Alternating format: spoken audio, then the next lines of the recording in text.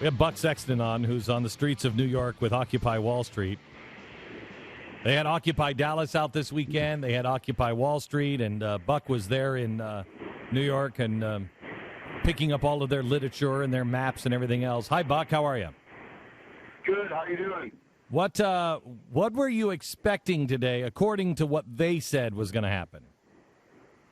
Well, so far what we've seen is more or less what the plan was with them, but I have to say the numbers are less than expected. You have to excuse me, the bongo drums are they're following me around. It's a little loud here. I'm right across from Wall Street. They've had roving groups essentially testing the police to see if they have a pretty strong perimeter all around Wall Street. There's barricades everywhere. I've seen at least a dozen mounted units they have on horseback moving around, making sure the occupiers don't try anything. But there's also groups that we can't tell who they are necessarily because some of them have been wearing suits, and I've seen a few of them marching around too. So to get a real sense of numbers, I'd say there are about somewhere between 500 and 1,000, Glenn, that you can tell are occupiers, and there are others mixed in with the crowd on purpose. Okay, now if I'm to read your email correctly, I believe what you said was let me get it right here. This is between 500 and 1,000 man carnival of stupidity so far. Yes, sir. That's absolutely correct. I mean, the signs are usually a little bit bizarre. Today, in particular, I have to say, I don't even know what they're trying to get out with some of this stuff. I've certainly seen a fair amount of end capitalism books and banners. I will say this: there's a lot of balloons here today. And they've been popping the balloons when they sort of get up to police barricades, which I don't know if they recognize this, but they probably do. That makes cops jumpy. They don't like hearing popping noises over and over again when they're trying to deal with the crowd control situation. You don't think they know? There's that constant belligerence that they have going on. Yeah. And right now, by the way, I'm staring at one of those Occupy black flags. Okay. Before we get to the black flag, but don't. I mean, don't be so kind. They know exactly what those popping sounds do to cops. They're doing that. They are trying to get somebody to pull a gun. Now, talk about the black flag because this is significant. Look, I just think it's interesting that given what we saw in the past week in the Middle East, now we're seeing a lot of these sort of black and white Occupy flags, white writing on a black background. Now, there is a history, of course, of the black bloc using all black flags. We know that. But I've never seen it with the white writing before. I would say this. At a minimum, there's a tremendous amount of stupidity involved in using these flags, given what just happened to our country in the Middle East with the black and white flag, the banner of jihadists being raised above a U.S. embassy. And, these guys are walking around, and some of them are saying they're all about peace, love, and understanding. I would prefer if they actually paid attention to what's going on and the imagery they're using and how Americans could react to it. Because, again, they pretend that it's all about handshakes and hugs, Glenn, but there's this underlying belligerence all the time. And by the way, I haven't seen the black bloc yet, but they could show up. They like to keep people on their toes. They said that they were going to storm the offices of 40 different businesses in New York. Is that right? I haven't done it yet. Sorry. Do we know what offices that they are threatening?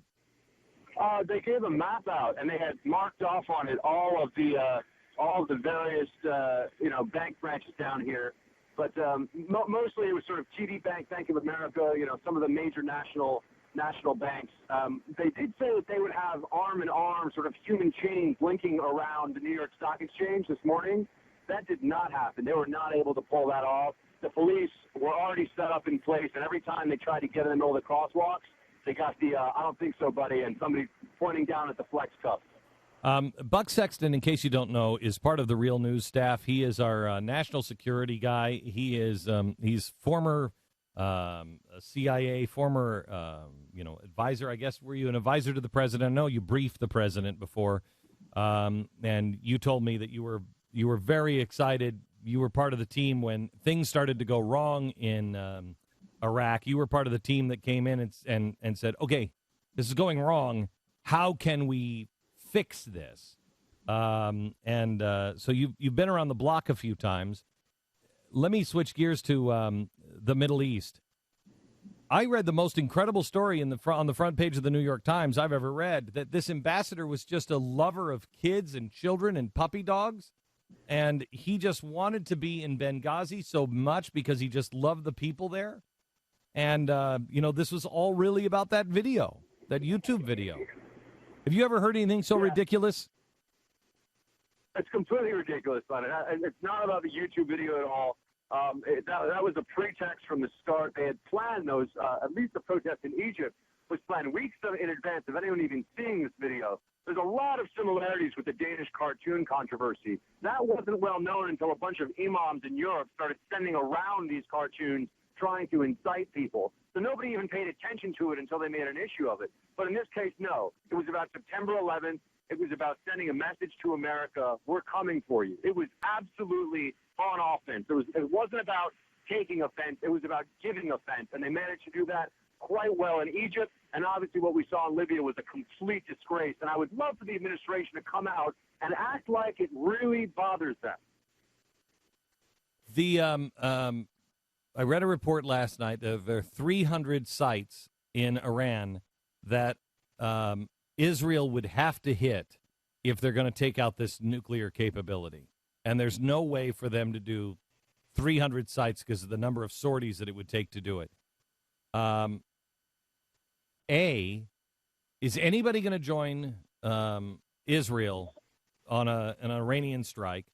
B, I read a really frightening report saying they just may do a Nagasaki thing and drop a nuke because it would be the only way they could do it, which I think would set the whole world on fire.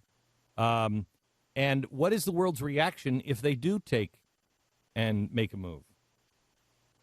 Glenn, I don't mean to interrupt you. I am seeing a bunch of individuals now dressed in black down here, some kerchiefs. I'm keeping an eye on them because they do tend to cause trouble.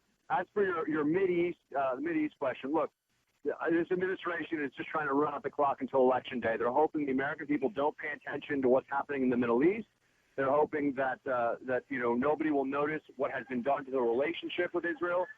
Sorry, Glenn, they're now yelling. But essentially this, Glenn, I don't think that there's any sense right now that the U.S. is going to back an Israeli action there. That just seems to be sort of the scuttlebutt to those who are paying attention, just even in the media.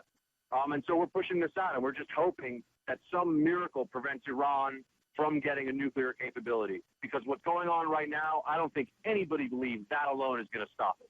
And what is the Armada about? The giant Armada that is sent over there for exercise. Is this a big deal? Glenn, a lot of it is saber rattling and trying to flex U.S. muscle. I don't really think that that's going to be a major factor in what's going on over there. A lot of it is also for the press coverage. It's how does this look? The administration knows right now. People are saying, "Whoa, wait a second, Arab Spring. I thought we had things under control." Well, some people thought that, Glenn, not everybody, but you know what I mean. I do. So they're going to try to do things right now that are low cost but high reward in terms of how it looks in the public eye. And so there are just going to be maneuvers. There's going to be statements out to the press that make it seem like we're taking a firm line in the Middle East. Well, I got to say right now, if I'm a radical and I'm wargaming this out, I'm strategizing, I'm seeing a lot of things wide open, and I see the time to strike is soon. Okay, one last question. We were just hit in Karachi this morning at another embassy in Pakistan. They're doing it in Pakistan, so it's spread now all over the world. And then there's the trouble in Japan with China. China has riots, which they don't allow, against Japan because they want the South China Sea. And it looks like China seems to be saying we may go to war with Japan. Do you think there's anything to that? Look, a lot of that's in terms of domestic politics. We talk about this a fair amount on Real News. China is in a slowdown right now. They don't want the world to know that their whole growth at all costs policy is not, in fact, going to continue on. They have all kinds of problems within the Communist Party. So what are they doing? They're trying to allow for problems, make it look like there's an outside enemy. All this stuff over these islands, this is just about sort of misplaced national pride in the Communist Party trying to get away with not being able to provide the life for its people that it should. I don't think you're going to see a conflict break out there in the near term, but you are going to see these, oh gosh, I'm getting kazoo in my ear now. You are going to see these continued sort of little spats between the Chinese and all of their regional neighbors because China is trying to get people upset about something other than the fact that the country is on the brink of some real trouble, it looks like, by all indicators. Okay. You stay safe. I know these guys are clowns, but not all of them are clowns. I think some of them are killers. So be careful. Well, do, Glenn. Good Thanks. talking to you. Thanks a lot.